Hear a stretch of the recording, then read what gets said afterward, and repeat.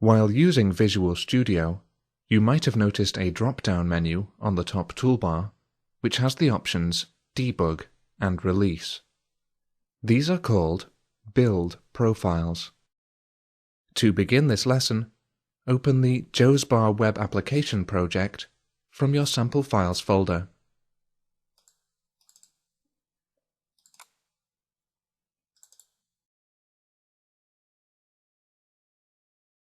Now build the project.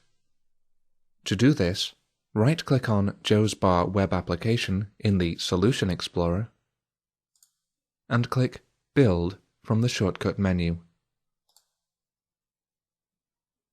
You can also do this by clicking Build JOSBAR Web Application. Building a project compiles all of its C# code into a DLL file. DLL stands for Dynamic Link Library. Now let's view the compiled code in Windows Explorer. First, navigate to your Sample Files folder using Windows Explorer. Now open the JOSBAR Web Application folder, open the OBJ folder, and open the Debug folder. This folder contains all of the compiled DLL files used by the project, along with some other files created by the compiler. The JOSBAR Web Application.dll file contains all of the project's C# code in a compiled form that can be used by a web server. Return to Visual Studio now, and click the drop-down menu on the top toolbar. If your toolbars look different, you need to reset your Visual Studio layout. This was covered in Lesson 1.1. Now select Release from the drop-down menu and build the project again.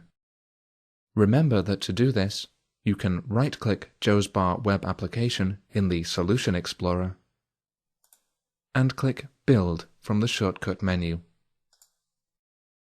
Now, using Windows Explorer, navigate back to the OBJ folder inside the JOSBAR Web Application folder.